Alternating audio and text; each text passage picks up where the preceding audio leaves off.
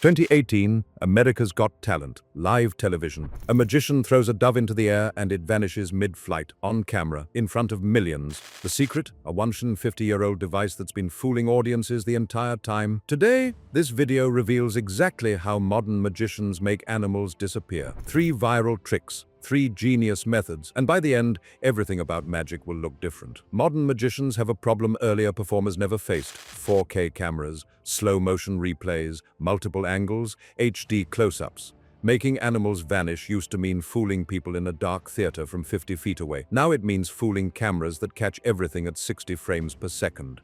So how do they still do it? Speed, engineering, and methods so clever that even when revealed, they're still impressive. Darcy Oak on America's Got Talent 2014, over 50 million views on YouTube, one of the most watched magic performances ever. Here's what happens. Darcy walks out with a white dove. He's wearing a sleeveless vest with bare arms visible. No place to hide anything. He holds the dove, shows it to the camera, tosses it gently into the air, and boom!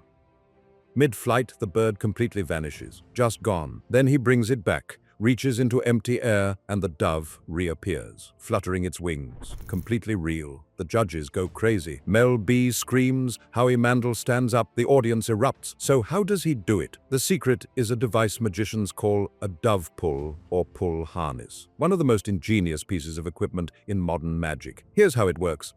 Darcy is wearing a harness under his shirt. Attached to that harness is a small pouch or bag connected to a retractable cable. Think of it like a high-tech spring mechanism or a badge reel that security guards use, but much faster and stronger. The pouch hangs at the small of his back, hidden under his shirt. The cable runs up his back, over his shoulder, and down his sleeve. At the end of the cable is a clip or a small net. When Darcy tosses the dove into the air, his hand releases the bird and simultaneously grabs that cable. In one lightning-fast motion, a quarter of a second, he pulls the dove backwards so fast that it shoots up his sleeve over his shoulder and into the pouch on his back. The motion is so fast that human eyes can't track it. The dove is literally yanked backwards at speeds approaching 30 to 40 miles per hour. One frame it's in the air, next frame it's gone. The reason it looks like it vanishes in mid-air instead of being pulled backward is because of how human vision works. The brain processes motion in chunks, not continuous streams. When something moves faster than the eye can track, the brain fills in the gap and interprets it as vanished rather than moved too fast to see. But what about the dove? Doesn't getting yanked backwards at 40 mph hurt the bird? This is where the engineering gets really sophisticated. Professional dove pulls are designed with the bird's safety in mind. The pouch is padded, the cable has slight elasticity to cushion the movement, and magicians spend months training the doves to be comfortable with the sensation. A trained dove knows what's coming. It tucks its wings instinctively. It's been through the motion hundreds of times in practice. To the bird, it's no different than being picked up quickly. Animal rights activists have inspected these devices. When done properly by professionals like Darcy Oak, the birds are never harmed. The really expensive professional pulls can cost between $500 to $2,000. The cheap ones don't work well and can actually endanger the bird, which is why professionals invest in quality equipment. Now, here's what makes Darcy's performance genius. He does the vanish multiple times in his routine. First, the dove vanishes going up, then it reappears, then he makes it vanish going sideways, each time using a slightly different pull mechanism or a different pocket. Professional dove acts like Darcy's involve multiple harnesses, multiple pulls, and multiple trained birds. Some performers have 4 or 5 different doves in various hiding spots on their body at any given time. When Darcy reaches into empty air and a dove appears, he's actually reaching into a hidden pocket in his vest or pants where a second dove has been waiting calmly the entire time. These pockets are called dove loads. Specially designed compartments with air holes where a dove can sit comfortably for 10 to 15 minutes. This method, the pull vanish, has been the secret behind almost every vanishing dove trick for over a century. But modern performers like Darcy have perfected it to an art form. The speed is faster, the equipment is more reliable, the training is more sophisticated, and the presentation is designed specifically for camera angles that make it look even more impossible. But the basic principle, exactly the same as magicians were using in the 1800s. 2014 was a huge year for magic on America's Got Talent. Not only did Darcy Oak make it to the finals with his dove act, but Matt Franco actually won the entire competition. The first magician ever to win AGT, and one of his most memorable tricks, making a full-sized rabbit disappear and reappear in impossible locations. Here's what the trick looks like. Matt is on stage with a rabbit in a small, clear container. The judges can see the rabbit clearly. It's real, it's alive, it's moving around. Matt covers the container with a cloth for literally 2 seconds, whips the cloth away. The rabbit is gone. The container is completely empty and still transparent. Then, and this is where it gets crazy, he reaches into Heidi Klum's purse in the judges' panel and pulls out the same rabbit. Same markings, same size.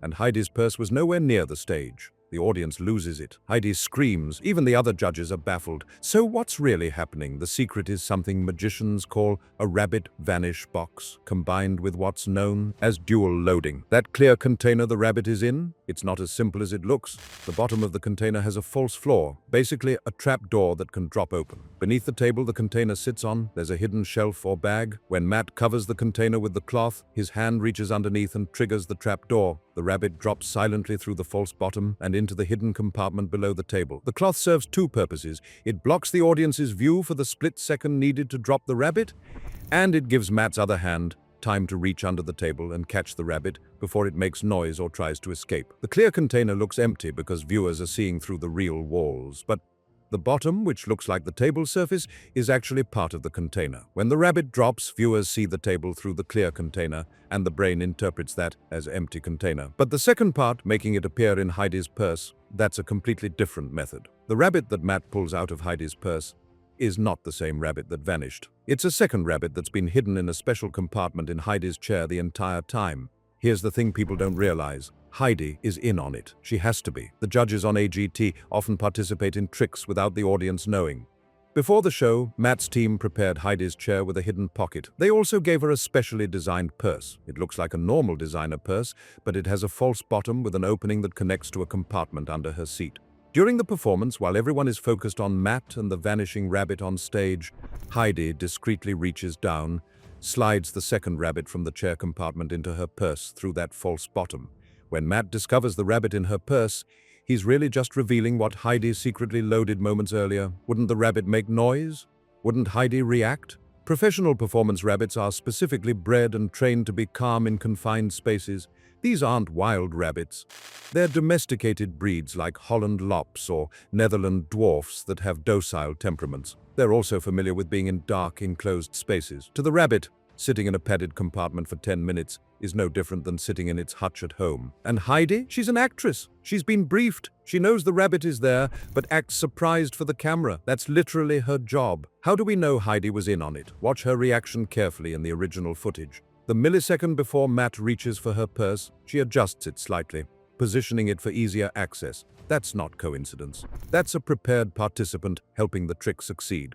After Matt won AGT, several magicians broke down his performances and confirmed that many of his tricks with judges required their cooperation. It's standard practice for stage magic on TV shows. This doesn't make the trick less impressive, it makes it more impressive. Because Matt had to coordinate timing, manage live animals, control audience attention, and maintain the illusion that Heidi was a random participant. The skill isn't in fooling Heidi, the skill is in fooling the millions of viewers at home who think Heidi is being fooled. Shin Lim, AGT winner 2018, AGT Champions winner 2019, considered by many to be the greatest close-up magician in the world right now.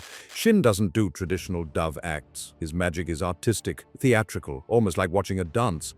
But in his AGT Champions finale performance, he did something that shocked even professional magicians. He made a mechanical bird, a beautiful origami-style creation, come to life, fly around him, and then vanish in a burst of flower petals. Here's what makes this different from the other tricks. Shin's bird isn't real. It's a mechanical prop, but making it look alive and then making it vanish seamlessly requires completely different techniques. The secret is a combination of 3 elements working together. First, animatronics. The bird is a sophisticated puppet controlled by nearly invisible wires. Some wires are black and blend into the dark stage background. Others are actual fishing line, so thin they're invisible to cameras beyond a few feet. Shin manipulates these wires with incredible precision. Years of card manipulation have given him finger dexterity that's almost superhuman. The bird appears to fly naturally because Shin is controlling it like a master puppeteer. Magicians call this thread work or invisible thread magic. The threads are specially manufactured. They're not regular fishing line.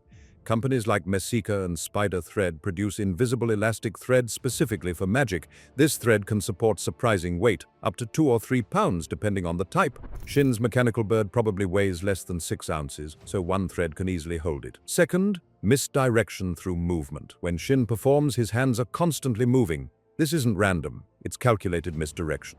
The movement makes it harder for eyes to track the threads. It also means that even if a camera catches a glimpse of a wire, the viewer's brain dismisses it as motion blur. Professional magicians spend years training this kind of movement. It looks natural and fluid, but every gesture is choreographed to hide method. Third, the vanish through destruction. When Shin's bird vanishes, it doesn't just disappear, it bursts into flower petals. This is genius because it gives the audience an explanation their brain can accept. The bird they saw wasn't a bird at all. It was compressed flower petals held together in a bird shape.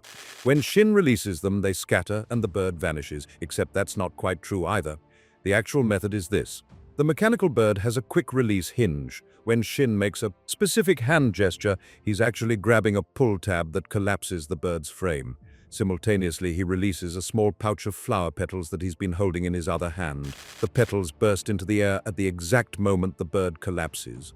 The collapsed bird, now just a flat piece of metal the size of a credit card, slides up Shin's sleeve via another pull mechanism, or simply palmed in his hand. The flower petals distract completely from the bird's actual vanish. The audience's eyes follow the colorful petals scattering through the air. By the time their attention comes back to where the bird was, it's gone, and their brain has already accepted it turned into petals. What makes Shin's version revolutionary isn't the technical method. Threads and pulls have been used forever. It's the presentation. Shin turned a mechanical trick into an emotional experience. The music, the lighting, the choreography, the story he's telling without words. When people watch Shin's bird performance, they're not thinking about threads or mechanisms, they're feeling something, and that's the real magic. He proved that modern magic doesn't have to rely on shock value or size.